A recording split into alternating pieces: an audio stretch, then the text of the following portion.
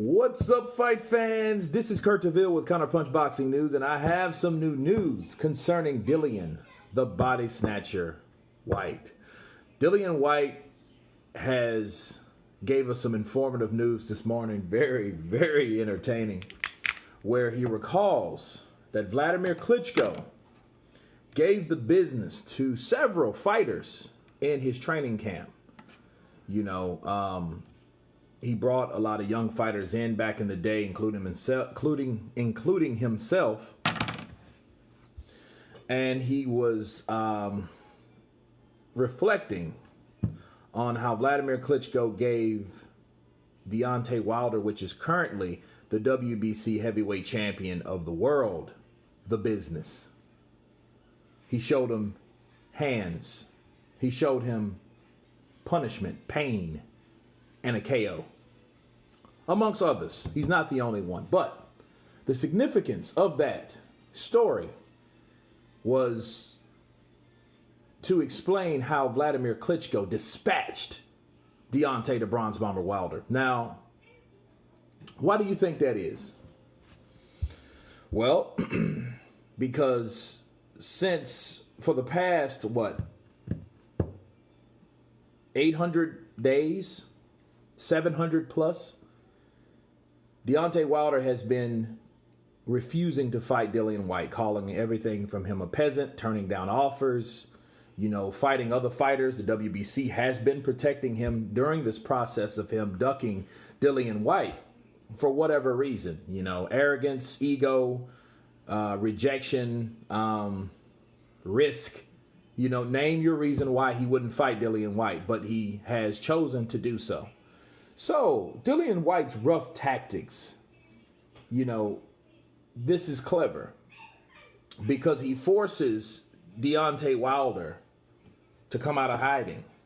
He forces Deontay Wilder in a situation where it's uncomfortable, which that was uncomfortable for Deontay Wilder. And if you notice something about Deontay Wilder, he responded recently to Joshua and Fury, supposed to getting together and sparring, to get prepared for himself.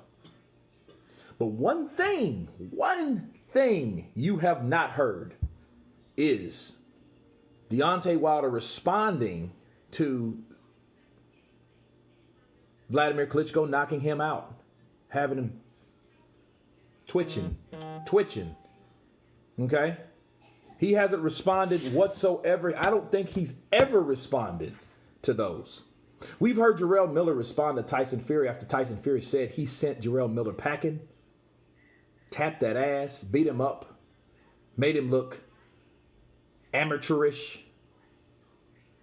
Even Jarrell Miller, loud as he was, he's responded.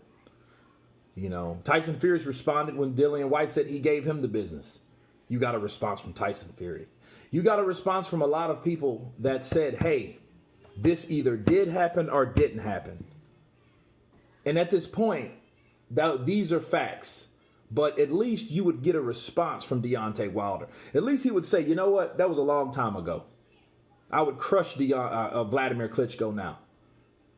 Something to save face, something that gives us some type of closure on what happened with him in sparring with Klitschko. We knew he was there.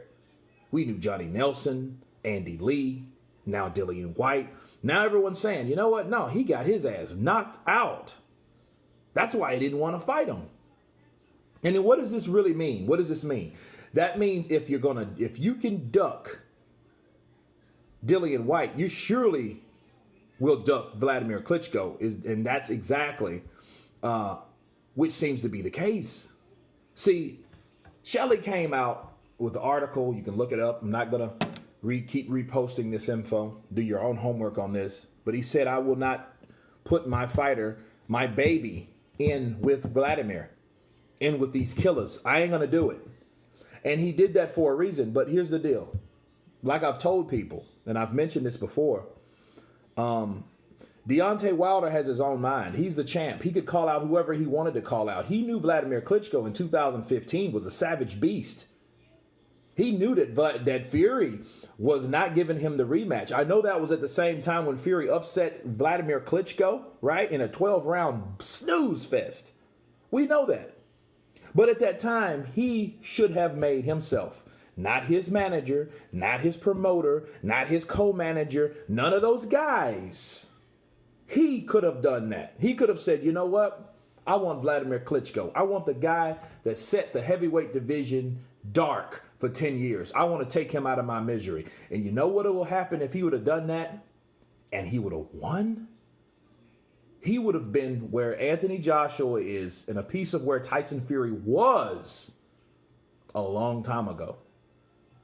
And matter of fact, there wouldn't really be any Anthony Joshua at that point if he would have handled his business years ago. And that's a fact. 2015 was 5 years ago. 5 years ago, you subtract 5 from the 11 years or 12 years he'd been fighting. That means he was fighting 7 years at that point. 33 fights in. Champion, WBC heavyweight champion. He fought Bermain Stavern to win that. And therefore, he is that. He's the WBC heavyweight champion of the world. He hid behind his manager. Okay? He hid behind this particular guy and his statement. So you know what that means? We need to just assume that he agreed with Shelly Finkel because he said nothing. As outspoken as he was, and he wasn't the type of outspoken guy back then as he was now. However, he was still outspoken.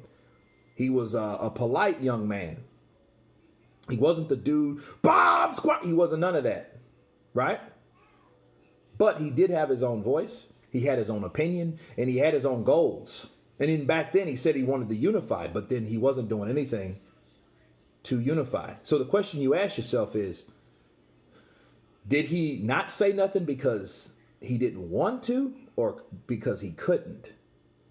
You know, maybe he just was like, okay, well, my management said, well, he don't want me fighting these guys. Just kind of like Errol Spence said, well, Al Heyman, well, he wants me fighting Pacquiao, Danny Garcia, then Keith Thurman, then he didn't say you though, Terrence Crawford. You know what I mean? It could have been like that. It could have been a situation where Deontay Wilder was not allowed to speak what he really wanted to do. That's if he wanted to do it. Now, here's the question. Why hasn't Deontay Wilder came out and said, well, and address these things? See, this is one thing that's going to always haunt Deontay, that he didn't want to fight Vladimir Klitschko, right? He didn't want to fight Vladimir Klitschko. He didn't address ever Shelly Finkel's comments about not fighting Klitschko. That's what's going to always haunt him as a heavyweight champion, because there were times in his career that he was not allowed to fight certain fights at all. So that's my thing. And those things will always haunt Deontay Wilder to this day, when things about him getting knocked out by Vladimir, by not fighting Vladimir when he did become champion, you know, and not defending his WBC against Vladimir, and not addressing what his management said about not fighting Vladimir. You know, so that's my thing. And Deontay, he has a long wind. He can talk.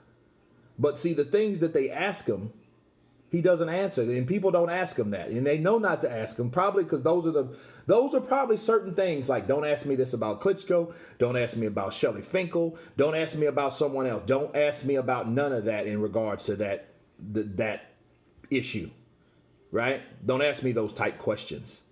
And that's what I'm getting at with back to Dillian Whyte. Dillian Whyte's trying to rattle the tree because he's trying to make a point. Like, look, the guy been knocked out. He's been ducking people like Klitschko, and you know what? He's ducking me too. So that's Dillian Whyte's road, his rough tactics to the WBC crown. You guys tell me what you think about Dillian Whyte's rough tactics. Will it work? It has rattled the tree, but will anything happen because of it? You guys tell me. Of course, please subscribe. And you guys been Counterpunched. Peace.